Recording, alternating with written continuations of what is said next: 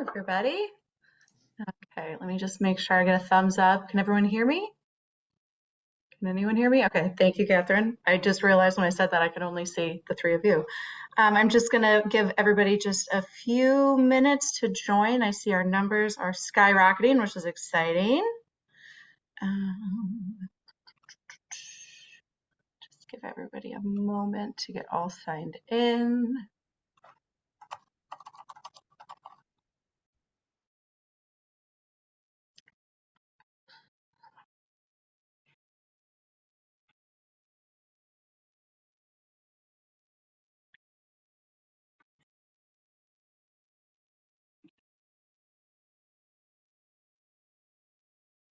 If you are just joining us, welcome. We're going to get started in just a minute. Good opportunity to grab water if you've been in back-to-back meetings.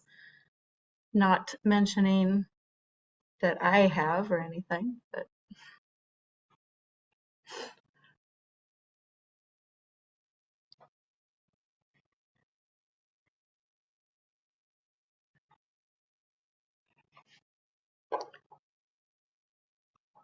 all right. I think that's probably enough time. 101, one extra minute. I'm from a performance background, so on time is late. So thank you all for being here. My name is Casey Thomas. I am the Content and Public Relations Specialist at AudienceView. That's what my name says. I am AudienceView today. And I am joined today by three excellent panelists for our conversation about box offices. Assuming that everybody's in the same position, I'll start in my top left. I have Catherine Taruno, who's a box office manager at Gables Stage in Coral Gables, Florida, providing excellent performing arts experiences for South Florida. Moving over to Wilmington, Ohio, we are joined by Jojo Campbell, box office manager at Murphy Theater. And of course, Andrew Keller, assistant director of ticketing, sales, brand at Rochester Institute of Technology, RIT, from Rochester, New York. Welcome. Thank you all for being here. Thank you. Very excited. Okay, great. I saw someone raise their hand, but that seems to be a mistake. So let's get started. I will start with a softball question. We can go in the same answer or the same order that I just introduced everybody. Kicking us right off, what led you here to this place in your career, to this choice of ticketing, and how'd you get to where you are now? Great. So I guess I'm starting, right? So great question. I started in visitor services at a museum, first part-time at the front desk, and I was just part-time during college for a few years.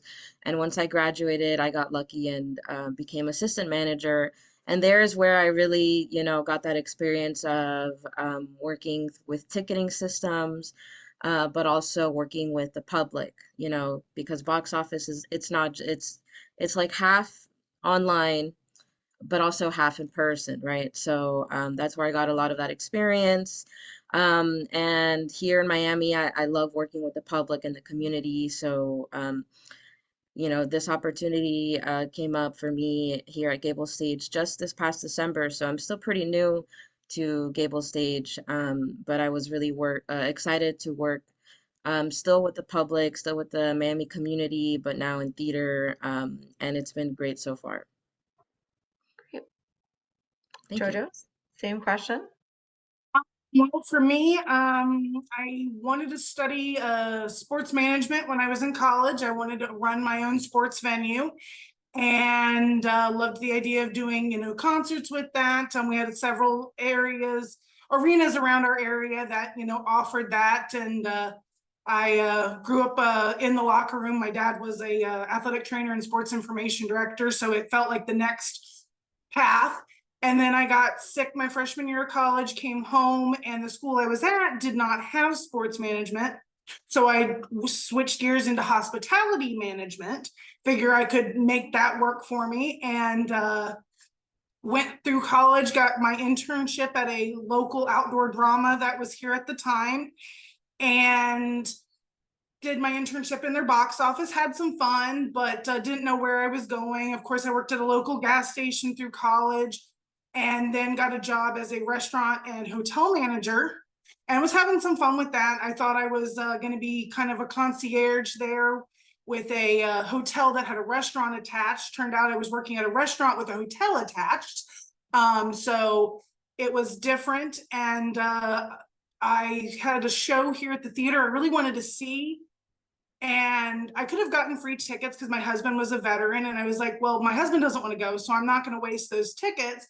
But my friend was the bartender. And I said, hey, do you need help bartending that night? And he said, yeah. And so next thing I knew, I was working shows and scheduling, my restaurant gig around the shows.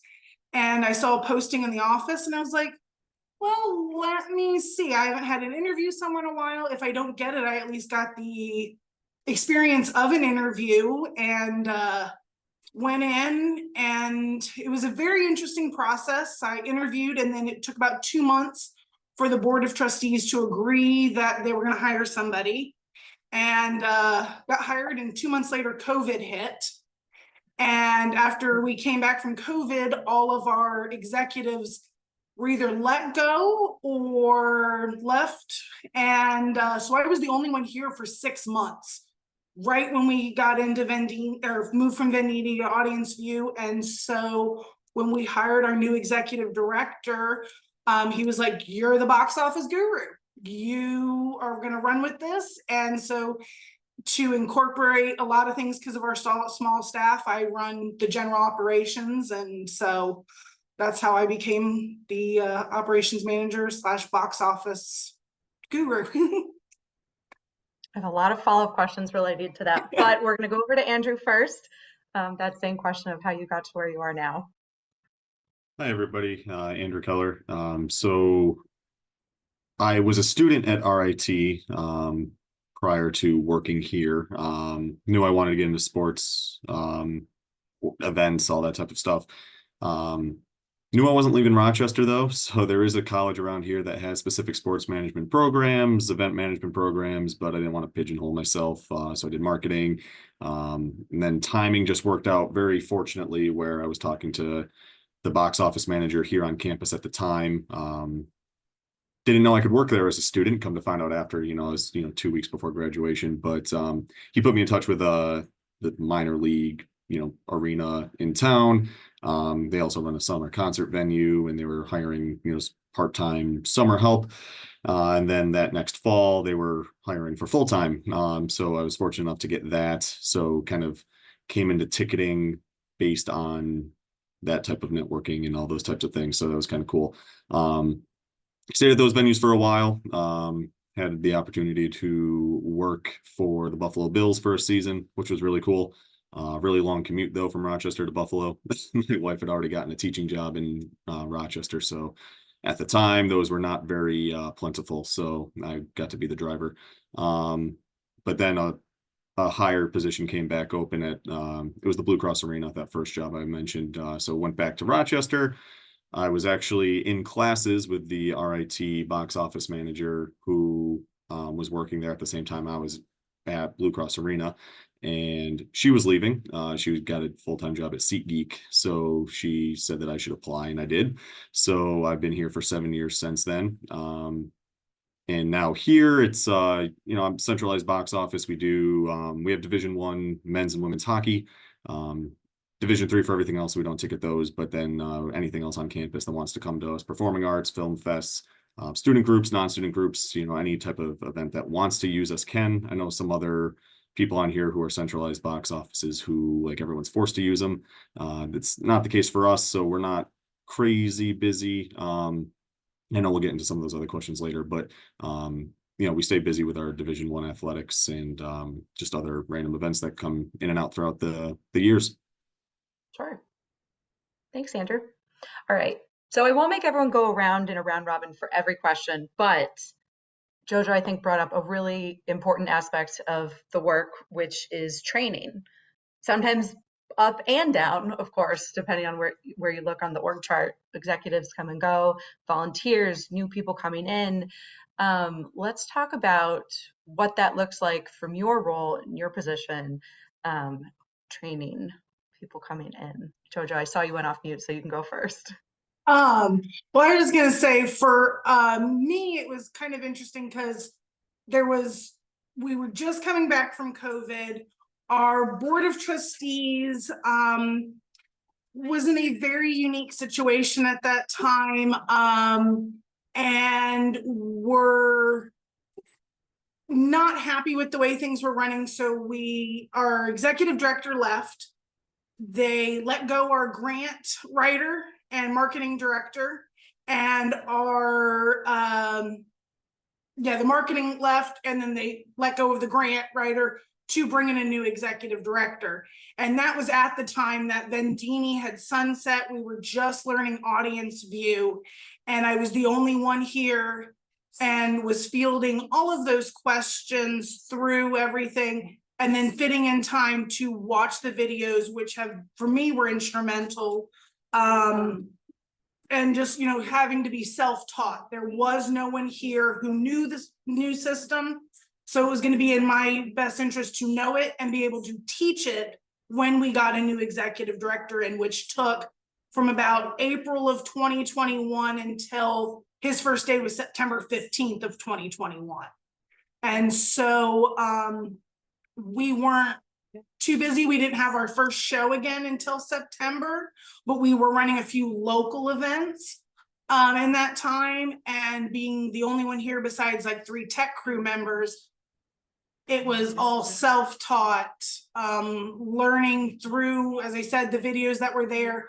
A lot of phone calls with Michael Fisher and a few other people, I believe Alexia Perkins and that, who were very instrumental in learning this system for me.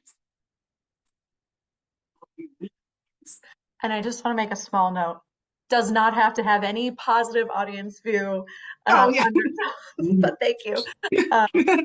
Honest answers. Catherine, it looked like maybe you wanted to weigh in. Yeah, sure. Training is probably one of the most important things, I think, when it comes to box office. Making sure, your staff and yourself are prepared in any case. And that usually starts with yourself. So that means you need to, do a deep dive into the system. And speaking as someone who, just started in this role in December, I had training myself from someone who wasn't like a previous box office manager. So they kind of were teaching me what they knew. And then from there on, it was kind of up to me to like continue on, the training. So definitely it's working with the resources you have. So the videos that Jojo mentioned are super helpful. Also the discussion boards. And also when you're not sure, there's always, chat support to ask. So again, it's always yourself, making sure you're taking that deep dive, and then also training your staff. So making sure they're, trained up and in every regard, even like setting up a series or event, that's something that information that should be passed on in case of an emergency. Let's say they need to change something. It helps for them to know versus coming to ask you questions in an emergency. And also not just training, but creating training guides is super important. So that way, if you're out for a week, you're sick, and your staff needs to know how to do something, they can refer to that guide just in case you're not there. So always like developing processes and guides, I think is important. Definitely. I've seen some thick binders in box offices over the years. That made me think, Andrew, you mentioned that when you were a student, you weren't aware that you could work in the box office, but I imagine now in your role, you're working with students coming in as employees, which is probably a double-edged sword given the temporary nature of that. So what strategies do you use to keep everyone on the same page? Yeah, so it's to your point too, Casey, it's tough because we don't have, I very briefly alluded to this in my first part, but we don't have like a sports or events management major on campus. Fortunately, we have that as a minor now in our College of Business, so there could be some crossover with students who could actually use box office experience as a student, as a resume builder for post graduation. But even then, it's really niche. It's just a minor. It's just in its first or second year as a program. So finding students can be tough, but then in order to retain them and keep them around, like everybody else has mentioned, training is super important. I, as we all know, there's a lot of parts to AudienceView, a lot of things that could come up. So no amount of training is going to prepare you for everything. So we have a couple sessions where, we have 5 or 6, we have a staff of about 15 students. So we have about 3 to 4 sessions that we try to make work with everybody's schedule, where we'll do an hour and a half, 2 hours of me and my sales manager, full-time sales manager. The two of us will kind of do the typical, hey, everybody's at a computer. We'll go through scenarios. Here's where you click. Here's what you do. We have, test examples of what, we'll say somebody comes up and wants 4 tickets to this event, and those types of things. Some of the more common ones, you could spend a week and go over every scenario they could come up with over the course of a school year. But to that point, that's where I try my best to make sure that my sales manager or either one of us is either always in the office. The box office is right next to our, the office I'm sitting in. So, being approachable, letting them come out and answer questions or ask questions of us that we can answer.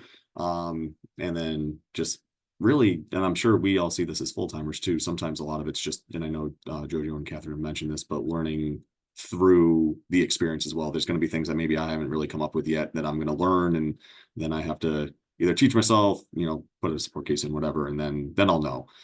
So I don't ever really want to overburden my staff either. Go through what you will see every day, and then maybe some of the higher level things will come as you continue to to work for us in the box office, basically. Makes sense. As you were saying that, I was thinking about how box office staff is really the front line. That's who everybody who's going to come to an event is interfacing with. And whether it be a part-time person, a new person, somebody experiencing some sort of unforeseen glitch, even if you are experienced, that can be really frustrating.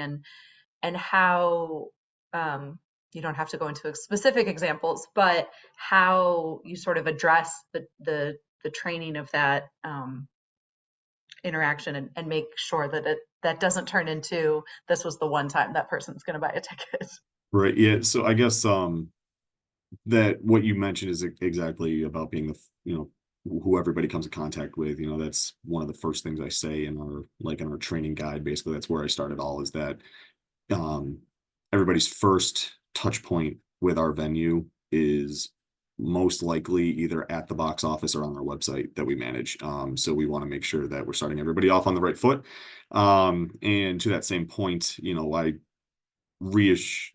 guess reassure or instruct, our staff to be like, hey, if you don't know, come grab us, because to your point, we don't want that to be their one and only time because they were so frustrated about their experience talking to our staff. So, as long as part of the big thing about hiring is you can teach, you can teach the technical skills of the job. You can't teach personality. So we try to hire students who would be able to, that seem like they would be able to handle those situations well, in that, kind of cliche customer service way, whether they are running in circles and stalling to answer the question themselves because we're not around, or because they know how to phrase their answer to come grab us. And then we, the other full-timers and us handle it from there. So for anybody out there I know this isn't the exact topic of this panel completely, but that's where we always kind of focus our hiring is in the interviews. They might not have a single job in the past where they've handled cash. We can teach them how to do that. They were an excellent interviewer, really good conversationalist. You could tell that they would be good talking to customers. Those are the type of people we try to target, because then they, you can teach them everything else after that.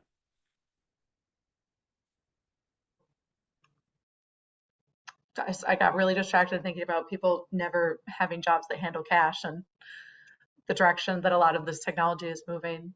And on that note of technology, we have a question coming in I'll finish my thought and then I'm going to go to the Q&A. I saw recently, I don't know how many people on this call are familiar with the Women in Ticketing Facebook group, but I did see that recently there was a question in there about educating patrons about third-party sellers and how that can end up, tacking on so many unnecessary fees, and then any unpleasant experience with ticketing, whether or not it's actually part of your box office practices, ends up reflecting on your venue. Have you encountered any of that? And what have you been doing to sort of make sure that patrons know the best way to approach ticket buying?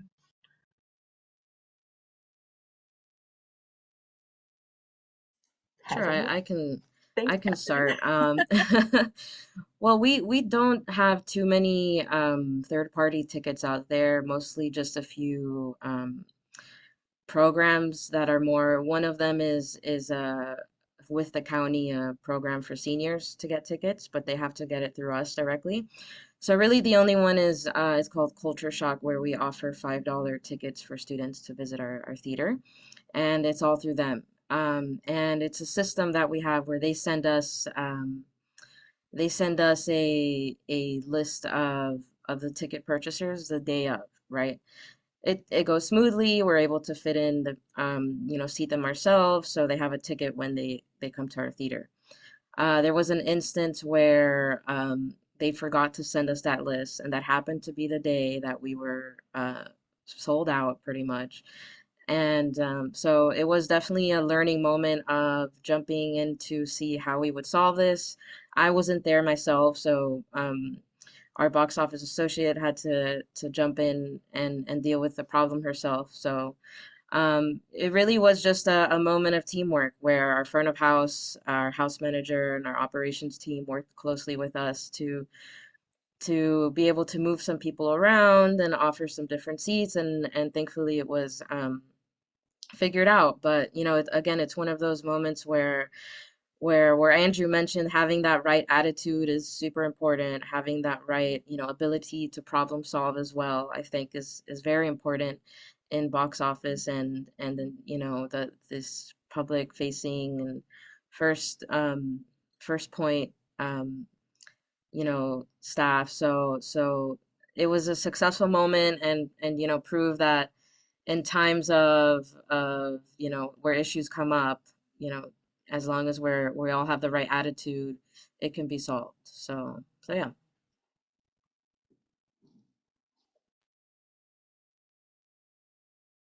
Great, thank you. Oh, Jojo, do you want to jump in there? We don't that either with the third party sales, because we are smaller and where we're located. But a lot, I know the large venues around us have that issue. We've only had that issue once when we kind of pre-COVID, slightly post-COVID, we had another promoter we would bring in, and they would sell tickets on their own for our venue and bring in like large national acts. And they had a few times where their tickets would end up on the third party sales, but I know that with what they used was a different, they didn't use our system. They would come in with their own system. I think it was like Eventbrite or something like that. And they had a lot more trouble with that. So I don't know what the difference was with their group and ours. We've been very lucky, but we do try to work with our patrons where we have a no refund policy. Our members can get a credit for their tickets, which I think helps with that. We do work with patrons on, hey, I sold it to someone, and then we change the will call name, things like that. But we're such a small community, even though we're branching out and trying to become a destination location. I think in the next 5 years, I'm sure we'll experience that further. But as of right now, we've been very lucky that we have not. Sure. You touched on a theme I do want to talk about, being membership, members, subscribers. I'm trying to think of the best question to lead into that. Just in terms of managing those subscriptions, memberships, selling specific seats and early access, and allowing for that sort of VIP experience would have been sort of your best practices when it comes to that? I can offer some quick insights. So, something that we like to do for our subscribers, and we have this ability because we're a small theater of about 138 seats, is it helps to tag our subscribers as subscribers for the season in our system, because on the who's coming list for a show, we can quickly print that and see who's a subscriber and where they're sitting. So what our team likes to do is we like to put a thank you note and a candy or mint on their seat. So it's like a really good and easy way, that we use the system and tagging our subscribers. And because of that, we're able to, give that extra touch. And we also pull a report of all of our donors, and if they have tickets for that day, we also put like a tinned mint thank you card as well in their seat. So, just beyond what we do online, I think, and everything and all the conversations we have, again, giving that extra touch of when they go to the theater, I think is really great for our subscribers, and they love it. So it's been successful for sure. Yeah, we also have some general like perks, I guess, for our season ticket holders. They can get into the games early. They have the ability to switch seats. If you can't, instead of like offering refund protection or something like that, it's more of a, hey, if you know before the game happens that you can't make it to tonight, tomorrow, 2 months from now, whenever, you can basically use that ticket as credit and exchange it to another game. So those types of things, team discount or discounts at the team store, concession stand, all those types of things. So it's just one of those perks where you're not really getting huge savings on the tickets by being season ticket holders, but it's everything else that comes with it that we've been adding to over time to make it more value worthy for people to sign up for those.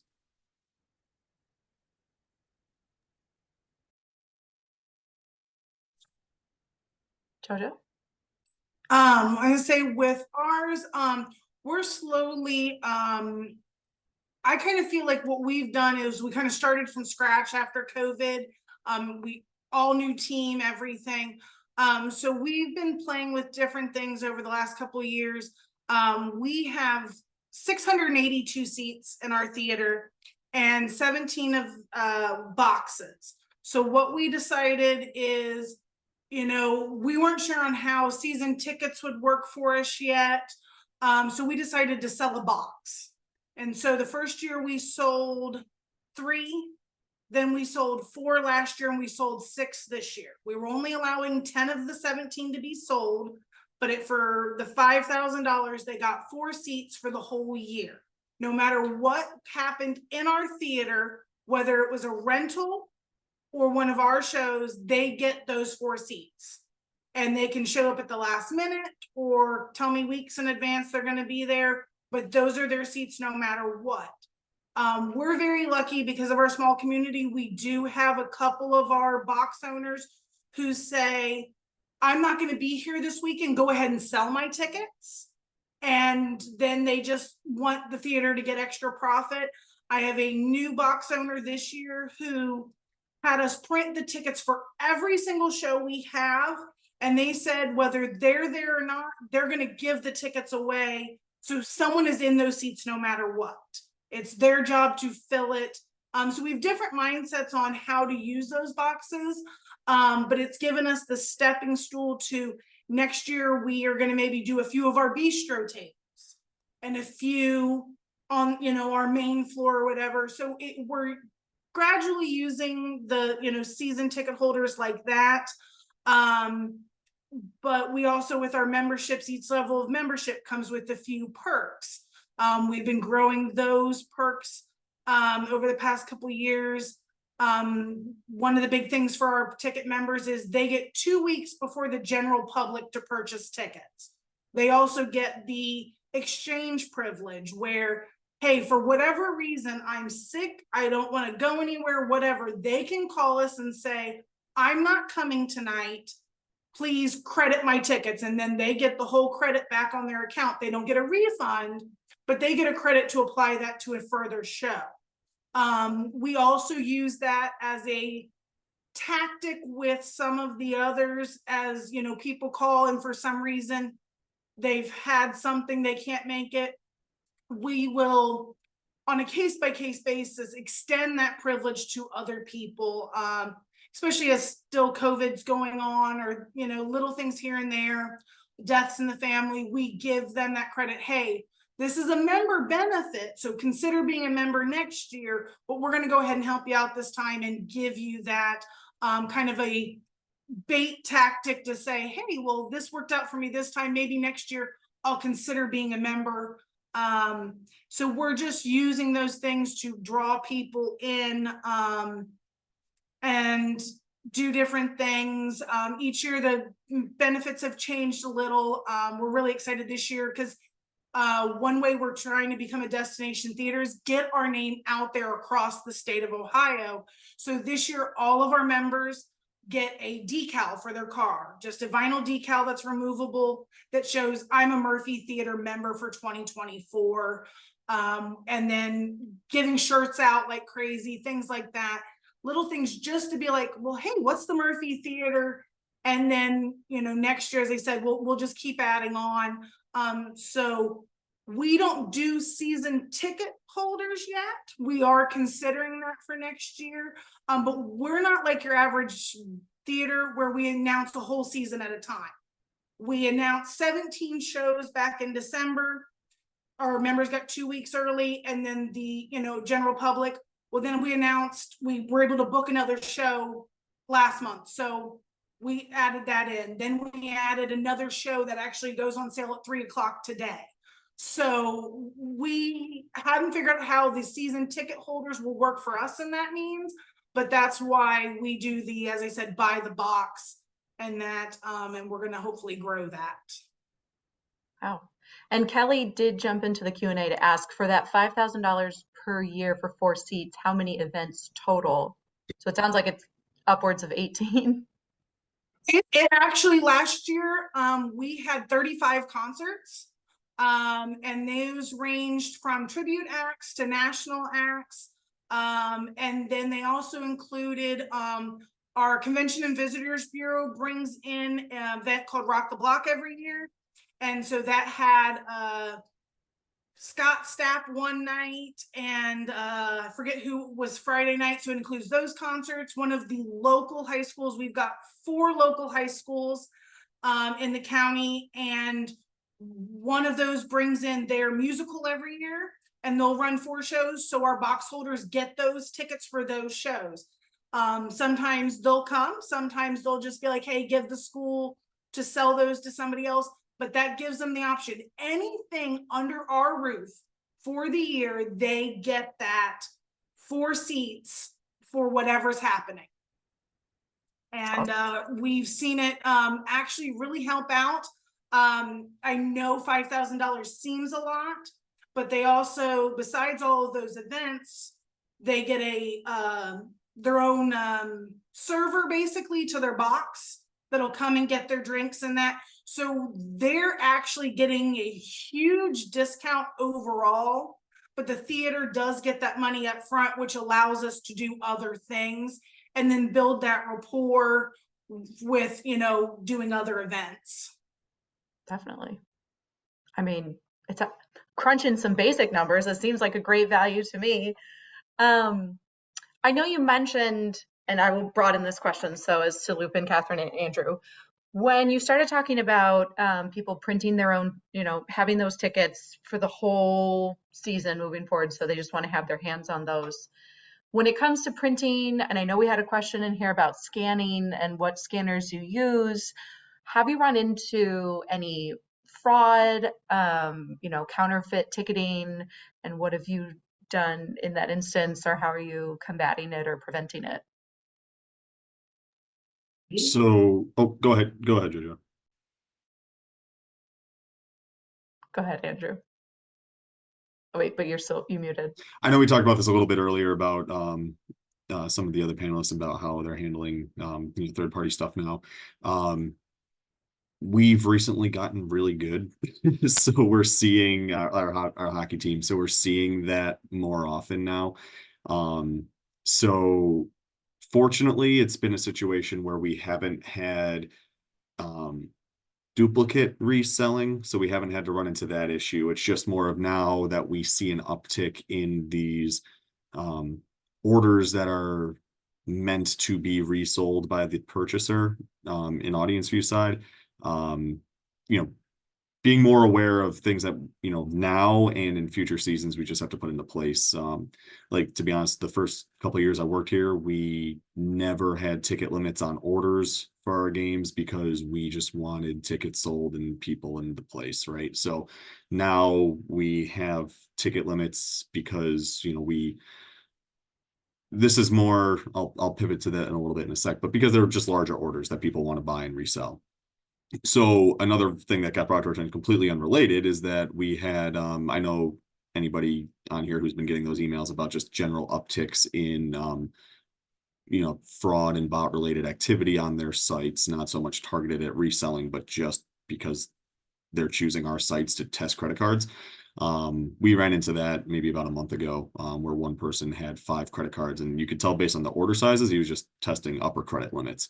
So even for orders like that, even if it's not an issue where people are reselling and impacting your game day logistics for scanning people in and possibly having duplicate seats or people overpaying, like these orders, I checked, you know, the StubHubs and the Vivid seats and all those, and these orders weren't posted at all. These were legit credit card fraud issues. But that's another reason to have now where, because those are becoming more prevalent, to put on those per order you know, ticket limits for our events. So we'll see where that goes in the future for the resale ones. But yeah, those are just things that now that those are being a little bit more frequent, that I'm kind of in the moment working on things to do to combat those.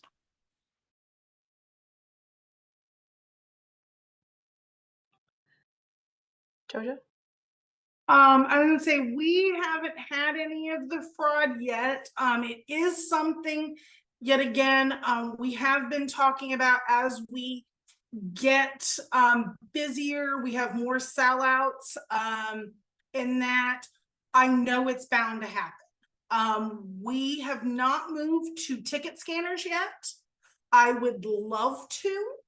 Especially with our tight budget. The first step we're going to do is try the cell phone method. I have a couple of members who have donated some old cell phones so we can try and start initiating that process. My biggest pushback is that I have volunteers, and some of them have been very set in their ways for many years and don't understand that the ticket scanner will make their job easier, not harder. They are just, no, we want to see the paper tickets. I don't want to see them on people's phones, nothing.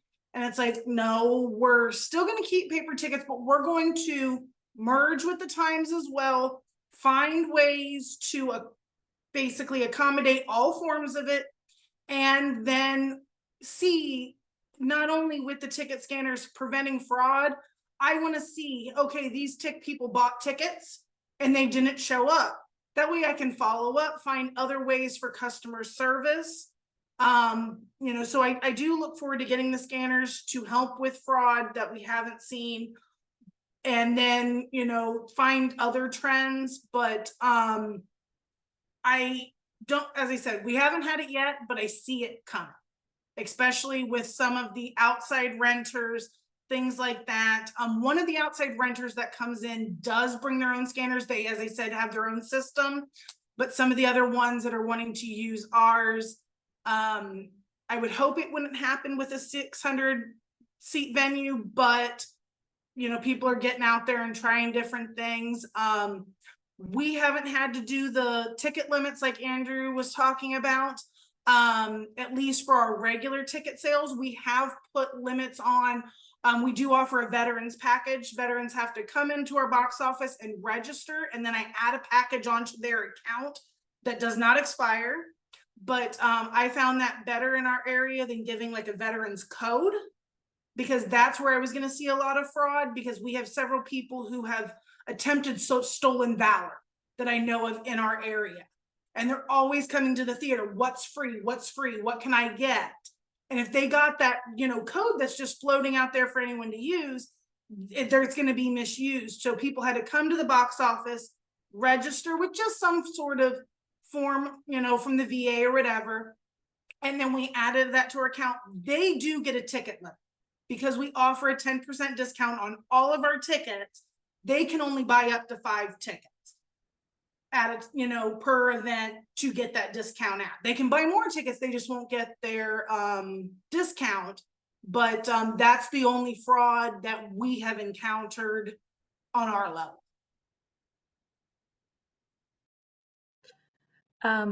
Unless, Catherine, you really wanted to talk on this topic, we have a lot of questions pouring in. So, all right, great. Okay, I'm trying to be impartial when it comes to what's the most relevant next. Quickly, Jojo, this one's specifically for you. How do you manage the season pass? How do promoters get paid, or is your entire season a presentation series? You may also be able to type your answer, I think, if you go to the Q&A, if you'd rather. Okay. I was just gonna say we don't do a series. Each show is its individual thing. So if a promoter brings in a show, the one does their own system. The other one, they pay fees through us to use it. But I want to pull up the question again. Made it answered.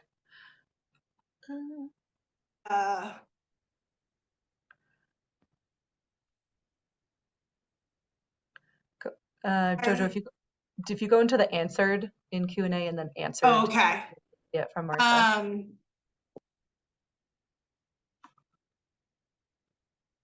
so sorry. With the season passes, as I said, because we only have 6 technical box owners, and that's the only season pass comparable we have. Because we're a smaller community, we know who those people are. And they do get their tickets at will call if they're going to be coming. Sometimes they pick them up, sometimes they don't. They just wander up to their box because everyone knows them. My newest ones, they're going to have to, show their tickets a little bit more until they're known. So as I said, it's a little more laid back here on that particular one. As we grow and we have other areas, I'm sure we're going to have a lot more to manage. Sure. Yeah. It's important to have scalability since you want to grow. And we'll be here to help you with that. Oh, I like this one. Have any of you have you come across an increased amount of credit card chargebacks and or contested charges?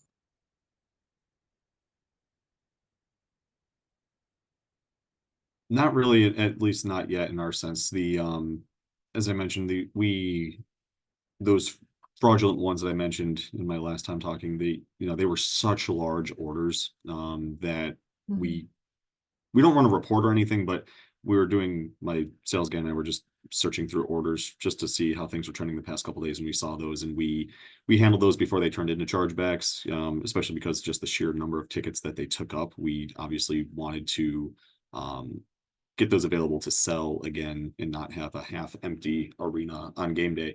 So but to answer the question though, the chargebacks portion, we haven't really seen too much of yet, primarily because not many of we're still not really at the point where we're really handling with too many resale or fraud orders. And this could be different for the other panelists, but I know working at a university too, there's a lot of layers between myself and where those chargebacks actually get processed. So for all I know, there could be some that are happening, and unless they were like in major quantities, I might not know about them, especially because our ticket prices are generally so cheap.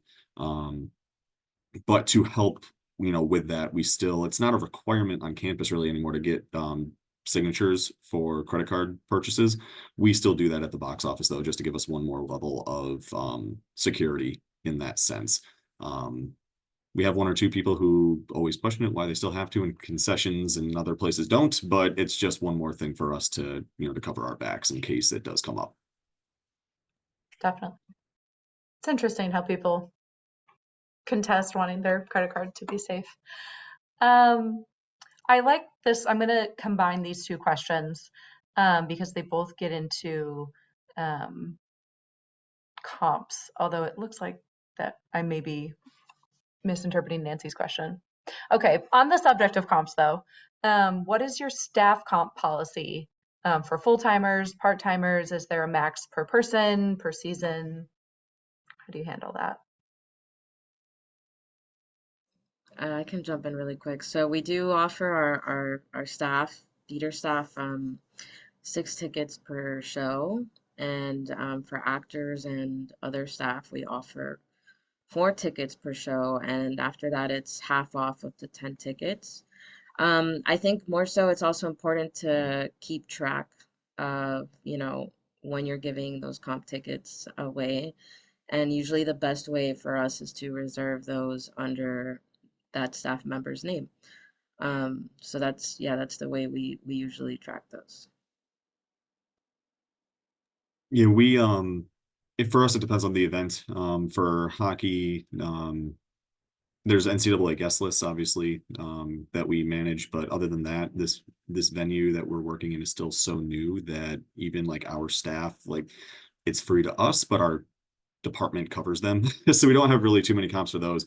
But for all of our other events that are not hockey, as I alluded to, being the centralized box office, it's client based. So somebody who's doing the film fest on campus that's using us, they basically get to dictate all of that. But it's between them and the film fest promoters that they're bringing in. So as they collect them all, they give me a list, either the day before, the day of show day. We just hold back an agreed upon inventory at on sale just to make sure that there's enough.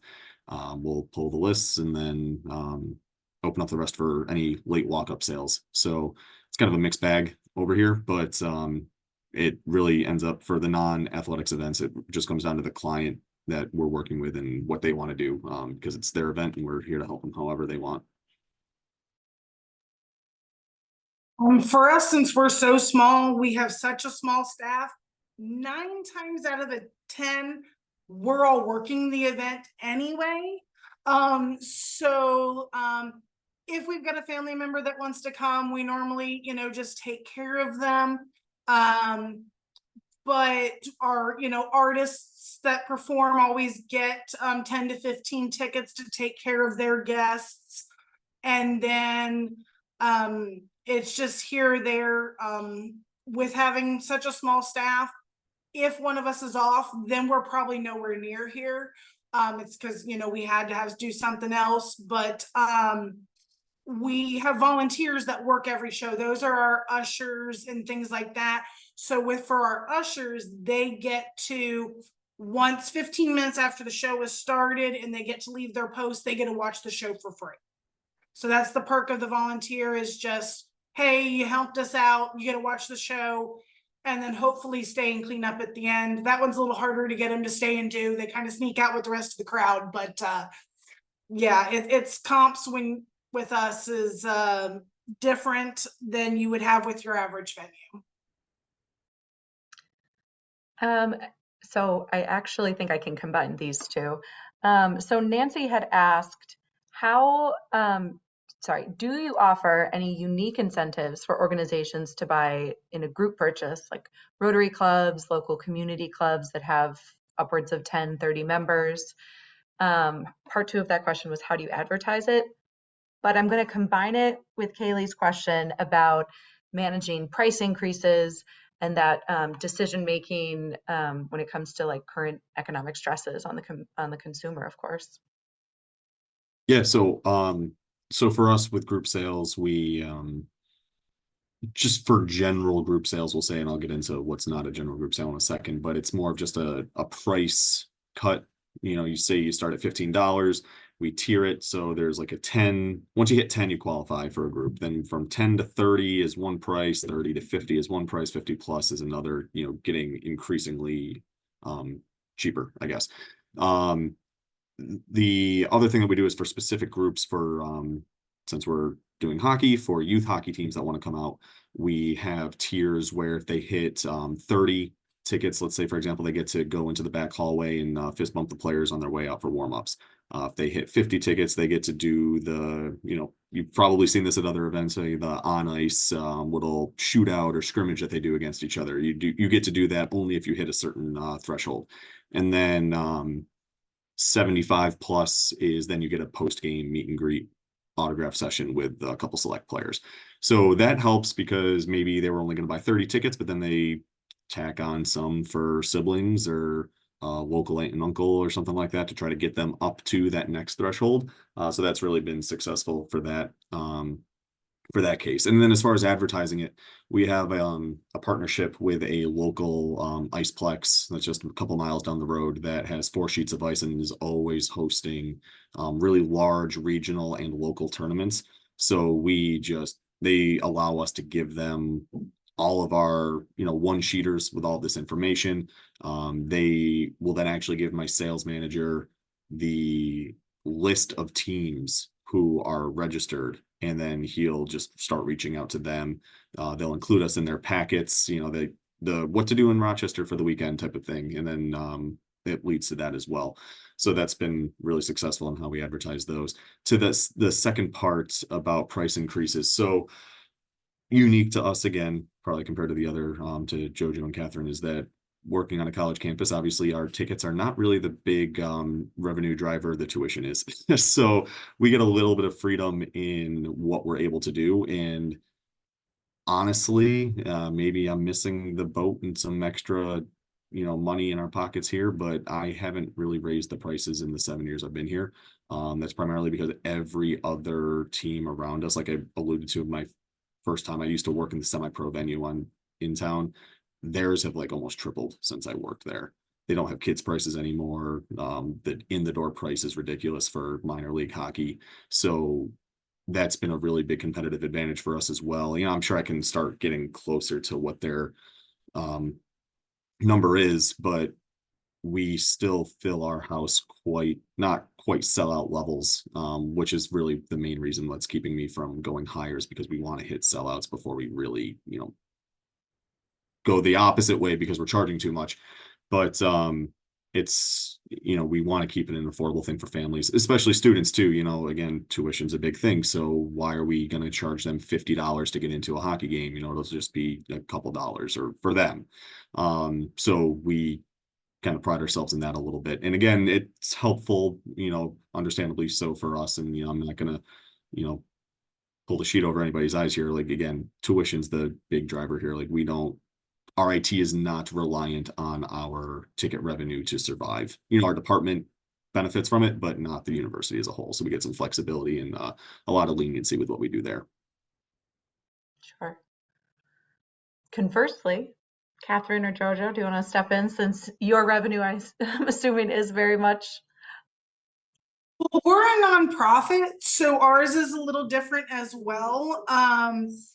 Right now, still with the rebuilding, our prices are a little lower. For most shows, we offer a $25 ticket. We have higher tickets, but we have at least a $25 ticket available for 75% of our shows. We do have a few shows that we are testing with higher ticket prices this year. They do go up to about $60. But right now we are working with, because we don't have a senior price or a child price. It's all one price. So by keeping those numbers a little lower across the board, we feel a little more acceptable. We also wrap our fees into our ticket prices. So what you see is what you pay. When we were adding the fees on, we were getting a lot of pushback. So we just started calculating what we thought needed to be in, and then that's paid in that. And it's gone over very well, because people are then seeing, you know, oh, well, it said $35 in the poster, I'm paying $35, not 42 or whatever.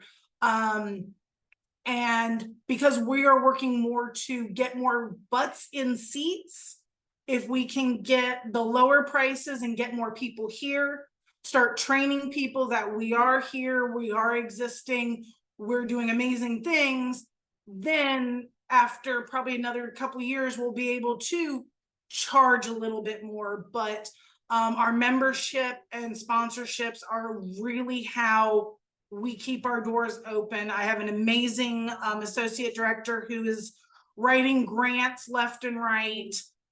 So we don't really yet make money off of all of our shows. We've definitely had a lot of sacrificial lambs in the last year that we just knew weren't going to make the money, but we were trying to expose the community to something different.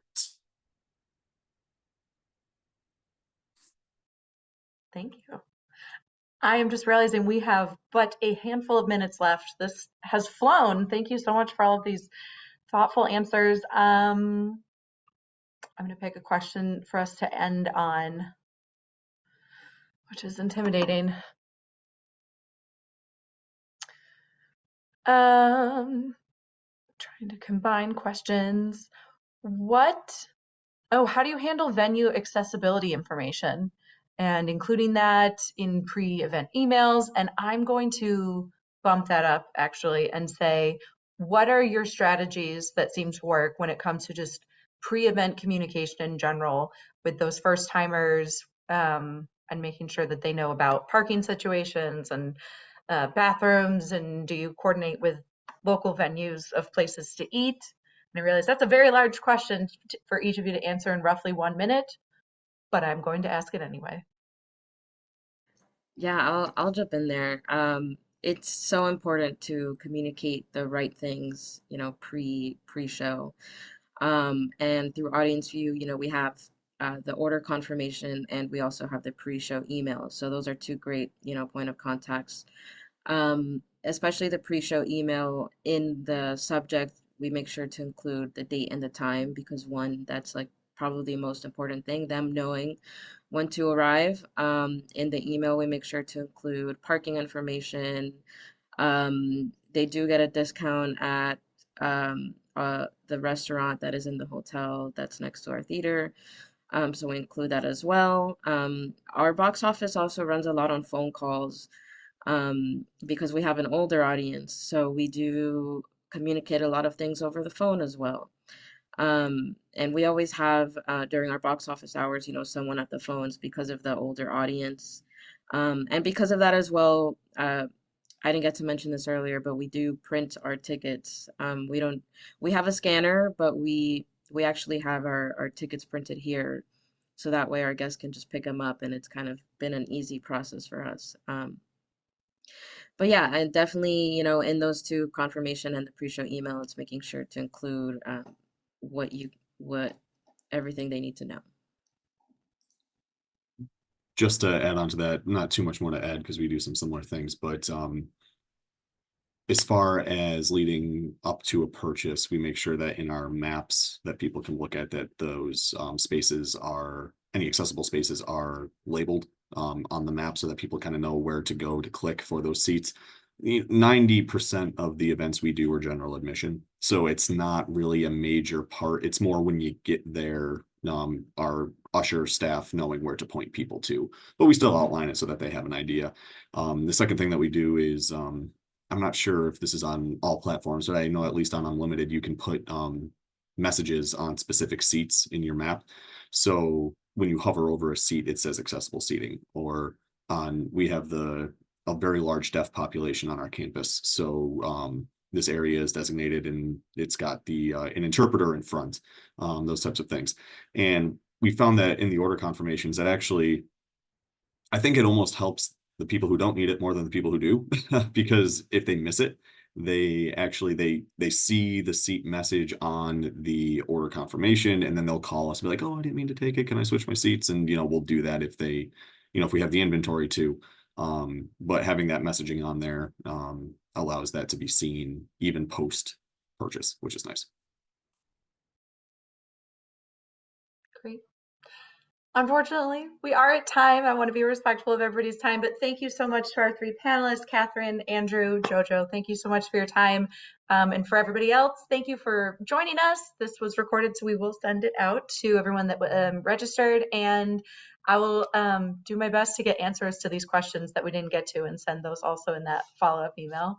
But they may lead to the topic of our next webinar. So stay tuned for that. And thank you all for joining us, and happy Valentine's Day. Thank Bye all. you. Thanks, everybody.